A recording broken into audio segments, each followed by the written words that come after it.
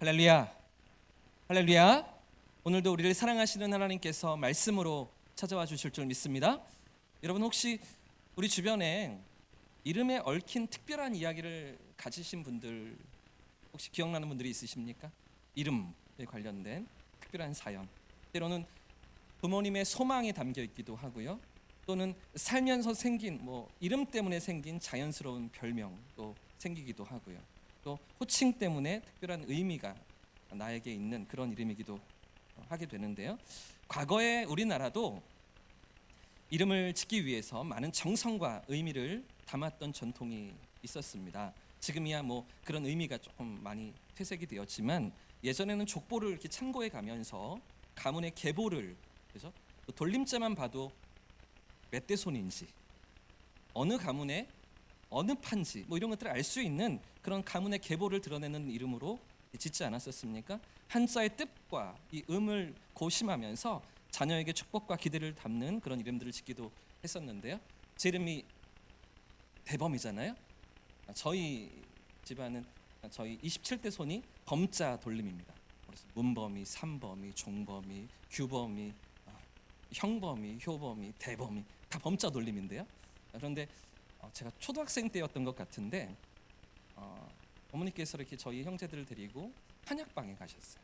한약을 지어주시려고. 근데 이 약사 선생님이 한약을 공부하신 분인지 한약만 지어주시는 게 아니라 이름도 물어보시고 생년도 물어보시고 그리고 태어난 시간이 새벽인지 아침인지 저녁인지도 물어보시면서 진맥을 하시는 거예요. 그러면서 저희 형이 형범이고 제가 대범이고 제 동생이 효범인데 형 이름을 듣고 제 이름을 들으시더니 야 네가 셋째인데 첫째 이름을 가졌네 이렇게 말씀하시더라고요.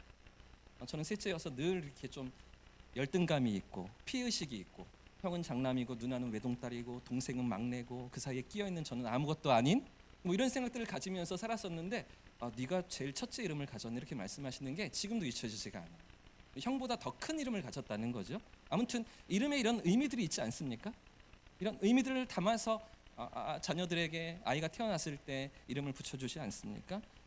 여러분 이름과 관련된 재미있는 유머가 있어서 오랜만에 하나를 소개해드리겠습니다. 작년 여름 프랑스 파리에서 열린 제33회 파리 올림픽 배드민턴 경기에서 여자 단식 경기에서 금메달을 딴 선수가 누구입니까?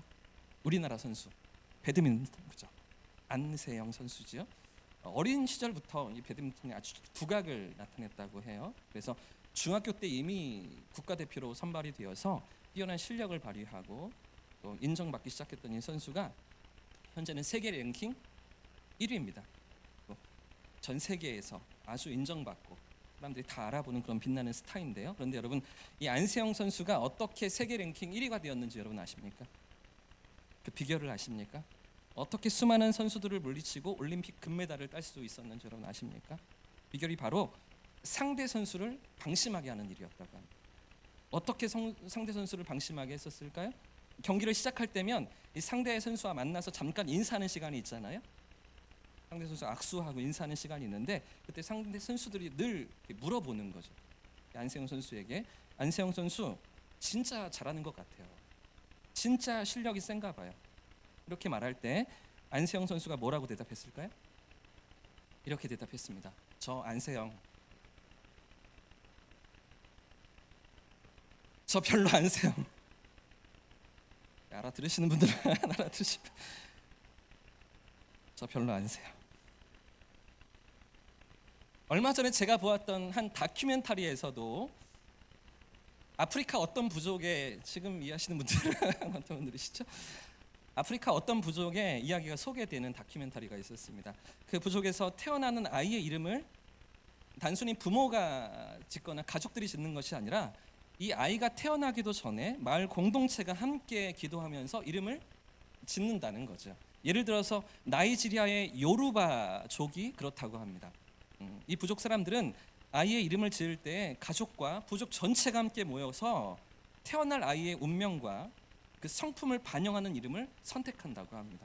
그래서 그 이름이 단순한 호칭이 아니라 그 아이가 이 부족에서 어떤 일을 할 것인가, 이 사명 그리고 부족 내에서 맡을 역할을 담당하는 그 의미를 담아낸다고 하는데요. 또 가나의 아칸족도 비슷한 전통이 있다고 합니다. 심지어 이 아칸족은 아이가 태어난 요일에 따라서 월화수목금토일 요일에 따라서 이름을 짓는 독특한 방식을 사용하는데요. 예를 들어서 금요일에 태어난 아이는 코피라고 불린다고 합니다. 코피.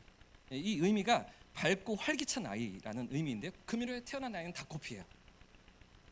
여자아이들은 금요일에 태어나면 아피아라고 부르는데 따뜻하고 조화로운 아이다라는 의미를 갖는다는 것이죠. 그러니까 부모나 가족들이 마음대로 이름을 정할 수가 없습니다.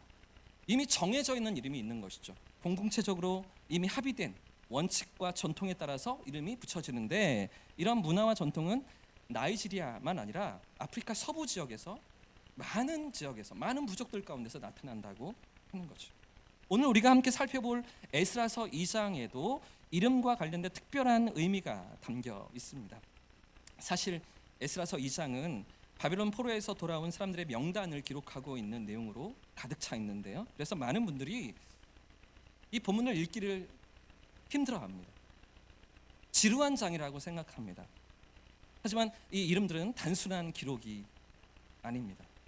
하나님의 섭리와 계획 속에서 하나님의 구원 역사를 이루시며 약속을 성취하시는 증거들이 바로 이 이름들인데요. 오늘 우리가 시간 관계상 2장 첫 부분만 함께 읽었지만 오늘 2장의 전반적인 내용 또 다음 주까지 이어서 2장에 대한 내용들을 우리가 살피기를 원하는데 특히 이 에스라 2장 전체는 한마디로 사람들의 명단이다 이렇게 말할 수가 있습니다. 이름들이 이렇게 쭉 기록되어 있고요. 또 어떤 가문의 사람인지 어떤 지역 출신인지 이런 것들을 기록하고 있습니다. 말하자면 족보라는 거죠. 이름 목록, 명단이라고 할 수가 있겠습니다. 그런데 여러분 중요한 것은 오늘 에스라서 2장과 비슷한 이름 목록이 비슷한 이름의 명단이 느헤미야서 7장에도 또 한 번 등장한다는 것입니다. 약간의 차이만 있고요. 거의 비슷한, 거의 똑같은 명단이 에스라서 2장에 그리고 느헤미야서 7장에 기록되어 있는데 여러분 한번 생각해 보십시오. 왜 이렇게 긴 분량을 할애해서 이런 이름들을 기록해 놓았을까요?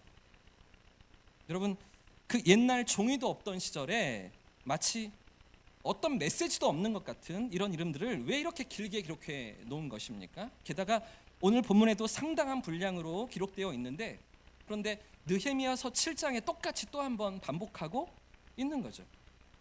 더 나아가서 우리가 에스라서와 느헤미야서를 따라서 읽다 보면 계속해서 반복되는 족보들, 이름들을 발견하게 됩니다.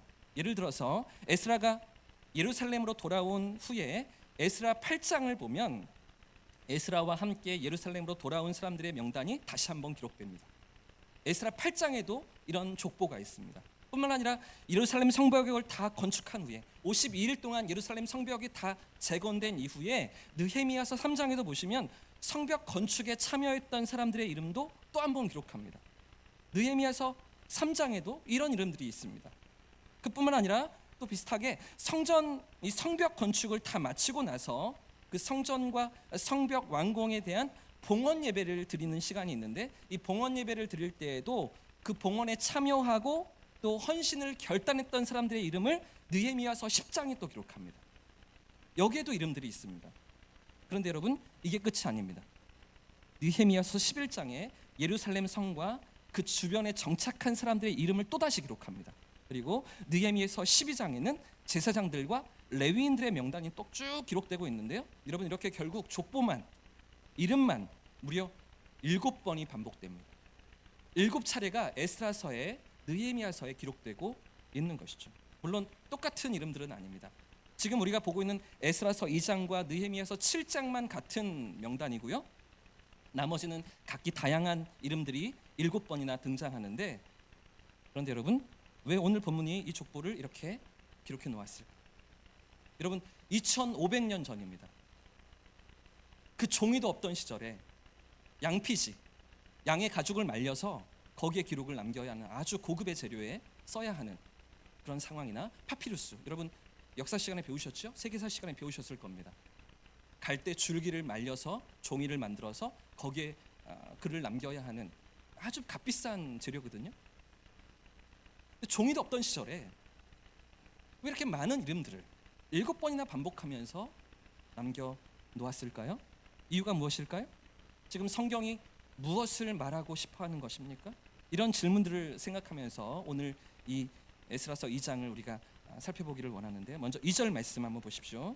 자, 2절 본문을 보시면 이제 족보들이 쭉 이어지기 전에 2절에 이런 사람들을, 이런 인물들을 데리고 나온 지도자들의 이름이 등장합니다. 2절 말씀인데 같이 한번 읽어보겠습니다. 2절 말씀을 지도자들의 이름이 무엇인가, 그리고 모두 몇 명인가를 생각하면서 한번 읽어보십시오. 같이 읽겠습니다. 시작. 곧 수룹바벨과 예수아와 느헤미야와 스라야와 르엘라와 모르드게와 빌산과 미스발과 비그에와 르훔과 바나 등과 함께 나온 이스라엘 백성의 명수가 이러하니. 그러면서 이제 명단이 쭉 이어지는 거죠. 모두 몇 명입니까? 금세 쓰셨네요. 11명이죠. 그런데 여러분, 흥미로운 점은 똑같은 명단을 기록하고 있는 느헤미야서 7장에 가면 이 이름이 조금 달라진다는 것입니다. 똑같은 이름인 것 같은데 약간 다른 면이 있다는 것이죠. 느헤미야서 7장 말씀을 보실까요? 7장 7절도 같이 한번 읽어보겠습니다. 시작.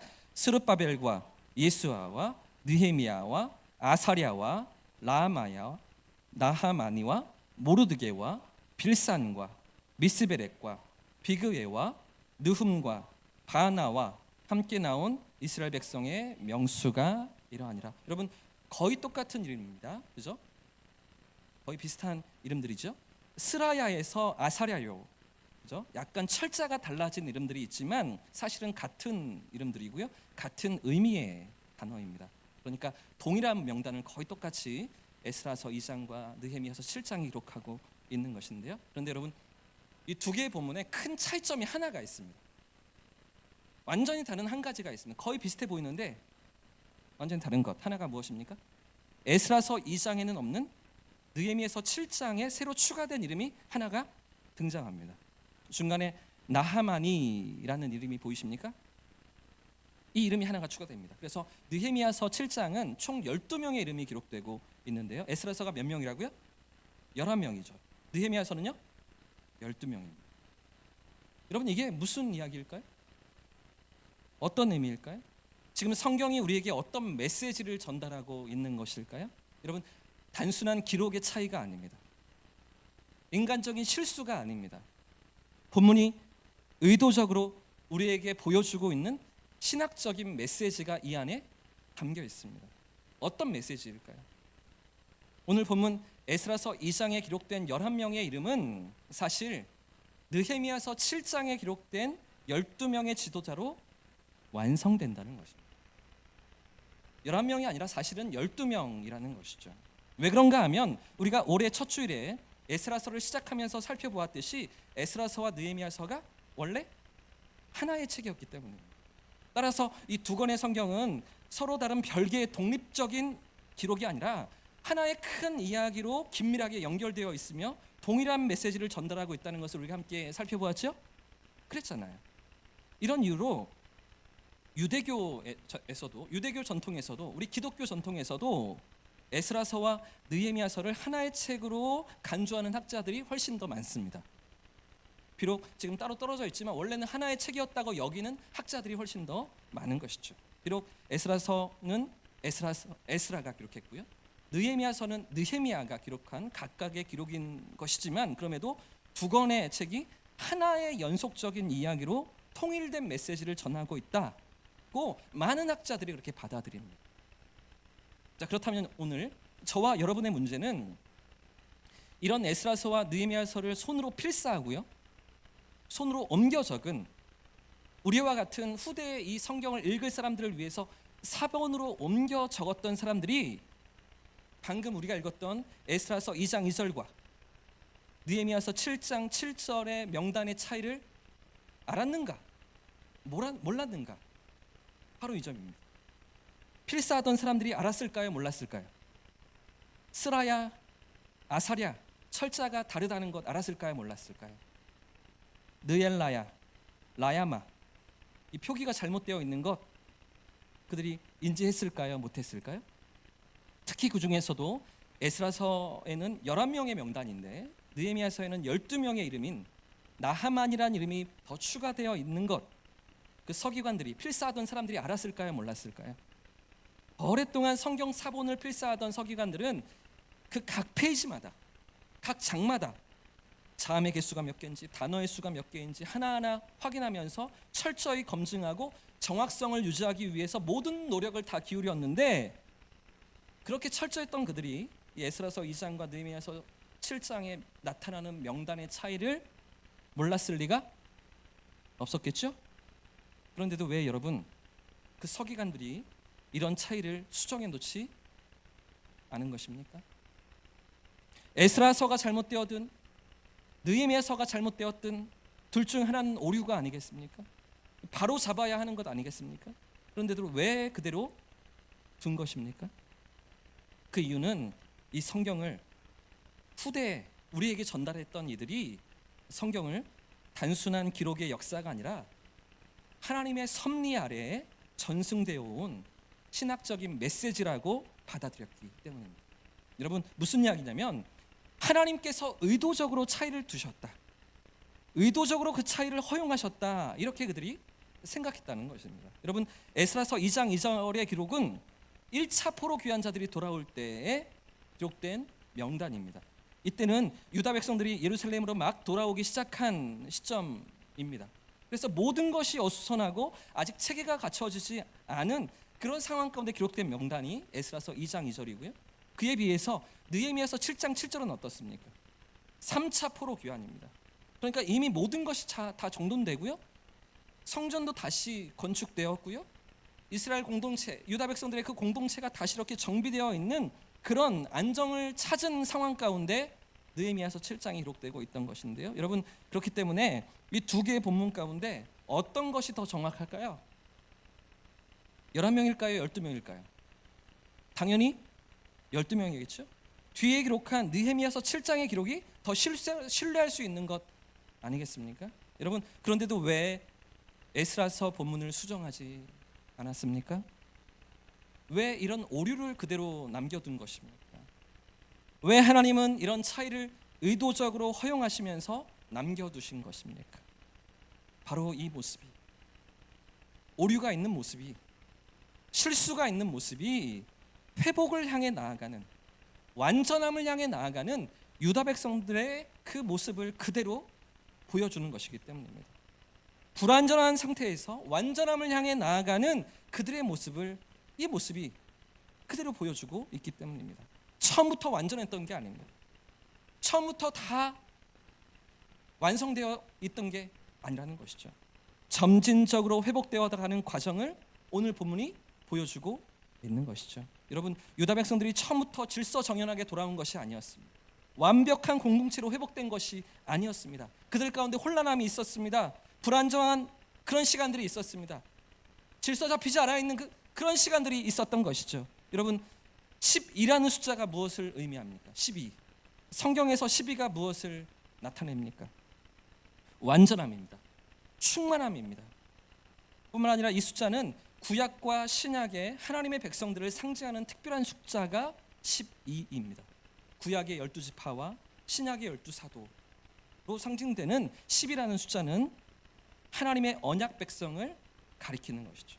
그래서 여러분, 요한계시록에 가면 14만 4천이라는 구절이 등장합니다. 14만 4천. 혹시 여러분이 먼 곳으로 이사를 가시거나 새로운 지역에 정착하게 되어서 교회를 찾아갔는데, 그런데 설교 시간에 계시록, 요한계시록 말씀을 전하면서 14만 4천 안에 꼭 들어야 된다, 이렇게 설교를 하고요, 그런 식으로 숫자를 강조하면 여러분 어떻게 하셔야 됩니까? 아무 말도 하지 마시고 조용히 나오셔야 됩니다. 다른 교회를 찾으셔야 됩니다. 설령 너무 멀어도 우리 교회로 다시 돌아오셔야 됩니다. 아시겠죠? 그 숫자를 그렇게 말하면 안 돼요. 그렇게 맞추는 것이 아닙니다. 14만 4천이라는 숫자가 중요한 게 아니죠. 그것이 무엇을 나타내는가, 그 숫자가 무엇을 상징하는가 하는 것입니다. 구약의 12지파의 12와 신약의 12사도의 12를 곱한 144에다가 10의 세제곱, 1000을 곱한 숫자가 14만 4천입니다. 그러니까 여러분, 14만 4천이 무엇을 상징합니까? 구약과 신약의 모든 하나님의 백성입니다. 모든 시간과 모든 공간을 초월하여서 구약의 이스라엘 백성으로부터 신약의 모든 교회, 또 우리가 살아가고 미래에도 또 펼쳐질 모든 성도들에게 이르기까지 모든 시대와 모든 장소에서 하나님께 속한 모든 백성, 하나도 빼놓지 않고 구원하시는 그분의 백성을 상징할 때에 14만 4천을 이야기하고 10이라는 숫자를 말하고 있는 것이죠. 그만큼 10이라는 숫자에는 성경이 말하고 있는 아주 중요한 메시지가 담겨 있는 것입니다. 여러분, 이 10이라는 숫자에 하나님의 언약 백성, 그분이 찾으시고 그분이 붙드시고 그분이 인도해 가시는 그분의 백성이라는 의미가 담겨 있는데, 그런데 여러분, 지금 바벨론으로부터 돌아온 유다 백성들의 지도자의 숫자가 모두 몇 명이었다고요? 몇 명이 지금 돌아오고 있습니까? 지도자들의 이름을 몇 명을 기록하고 있습니까? 12명입니다. 이게 무슨 이야기일까요? 무슨 말을 하고 싶은 거죠? 이 안에 담겨 있는 메시지가 있는 겁니다. 여러분, 뿐만 아니라 2절 끝부분을 다시 한번 보십시오. 2절 끝부분 뭐라고 기록하고 있는가? 이런 지도자들과 12명의 지도자들과 함께 나온 이스라엘 백성의 명수가 이러하니, 이렇게 기록하고 있죠. 여러분, 2절 끝부분 이 대목이 어떤 의미일까요? 여러분, 뭐가 특별해 보이십니까? 어떤 부분이 특별하게 느껴지십니까? 그냥 평범해 보이실 겁니다. 특별한 게 없어 보이실 겁니다. 근데 여러분, 어디에 특별함이 있는가? 이스라엘입니다. 이스라엘. 우리가 지난 한 달 동안 에스라서 말씀을 살피면서 바빌론 땅에서 예루살렘으로 돌아온 백성들이 누구라고 계속해서 말씀을 들으셨습니까? 아마 많은 분들이 이런 부분에 크게 신경을 쓰지 못하셨을 텐데요. 제가 계속해서 누가, 어떤 사람들이 예루살렘으로 돌아왔다고 말씀을 드렸을까요? 유다 백성들입니다. 유다 백성들. 주전 722년에 북이스라엘의 11지파는 이미 사라지고 없어졌기 때문입니다. 아시리아에 의해서 멸망을 당하면서 11지파는 다 흩어지고 말았기 때문입니다. 흔적도 없이 사라진 11지파인 것이죠. 그리고서 140년의 시간이 지나서 남유다 왕국마저 바벨론에 의해서 포로로 끌려가는데, 그때 사로잡혀갔던 백성들이 대부분 유다지파 사람들이었습니다. 유다지파 가운데 약간의 베냐민 지파 사람들이 남아있고요, 레위 지파 사람들이 섞여 있긴 했지만 거의 대부분이 유다 지파였던 것이죠. 그러니까 바벨론으로 끌려갔던 사람들도 유다 지파 사람들이고 돌아온 백성들도 유다 지파 사람들인데, 그런데 지금 성경이 이런 그들을 뭐라고 부르고 있습니까? 2절 말미에 그들을 향하여서 뭐라고 기록하고 있습니까? 유다 백성들이 아닙니다. 11지파가 다 없는데도 불구하고 이스라엘이라고 그들을 부르고 있는 것이죠. 이스라엘 백성의 명수다라고 말하고 있는 것입니다. 여러분, 이 표현이 왜 특별할까요? 우리가 보기에는 구약에서 모든 하나님의 백성이 이스라엘이고 구약에 등장하는 다 모든 그 이야기가 이스라엘 이야기인 것 같은데, 그래서 우리가 보기에 이 본문은 특별해 보이지가 않는데, 근데 여러분, 이 본문이 왜 특별한 것일까요? 여러분, 생각해 보십시오. 70년 동안 포로로 사로잡혀 갔다가 돌아온 백성들입니다. 예루살렘으로 돌아오긴 했지만 그 5만도 안 되는 작은 숫자가 예루살렘에서 정착하고 다시 살아갈 때에 그들의 마음 가운데 있었던 갈등과 고민이 무엇이었을까요? 돌아온 백성들의 가장 큰 숙제가 무엇이었을까요? 그것은 바로 우리가 누구인가 하는 것입니다. 자기들이 누구인가 하는 정체성을 찾는 것이 가장 큰 질문이자 숙제였던 것이죠. 왜 우리가 사로잡혀갔지? 왜 70년 만에 다시 돌아올 수가 있었지? 우리가 과연 누구인가? 우리의 선조들은 하나님의 언약 백성이고 하나님의 부르심을 받은 백성들이라고 이렇게 고백하며 살았었는데 나라가 망했습니다. 이방 나라의 포로로 끌려갔습니다. 숱한 괴로움을 당하고 고난을 당하고 아픔과 눈물을 겪으면서 70년이 지나서 다시 예루살렘으로 돌아오긴 했는데, 돌아오니까 성전도 무너져 있습니다. 성벽도 다 허물어져 있습니다. 밭과 땅이 다 황폐케 되어서 어느 것 하나 성한 것이 없는 그런 삶의 자리에 그들이 놓여져 있었을 때, 우리가 누구지? 어떻게 살아야 하는 것이? 무엇을 위해서 돌아온 것이? 자기들이 누구인가 하는 것을 찾아야 했던 유다 백성들 아니었겠습니까? 그런데 여러분, 오늘 우리가 보고 있는 이 족보가, 이 이름들이, 이 명단이 지금 무엇을 말하고 있습니까? 그들이 누구라고 성경이 지금 말하고 있는 것입니까? 원래부터 그 땅에 살던, 원래부터 그 땅에 있었던 이스라엘이라는 것이죠. 사로잡혀갔다 돌아왔지만 모든 것을 잃고서 황폐케 된 그 땅에 다시 서 있는 그들이지만, 어디서 갑자기 생겨난 백성들이 아니고 어쩌다가 생긴 그런 사람들이 아니고, 원래 예루살렘 그 땅에 살았던 그 이스라엘을 잇는 사람들이라고 성경이 말하고 있는 것입니다. 이스라엘의 언약을, 하나님의 언약을 이어받은 하나님의 백성들이 바로 너희라고, 돌아온 백성들이라고 지금 성경이 말하고 있는 것이죠. 여러분, 그래서 12명이라는 것입니다. 구약의 이스라엘 백성들처럼 12지파처럼 12지도자가 데리고 나온 너희라고 성경이 말하고 있는 것이죠.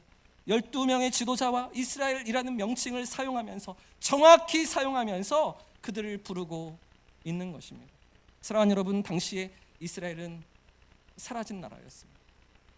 마치 일제 36년에 우리나라가 우리의 주권을 잃었듯이,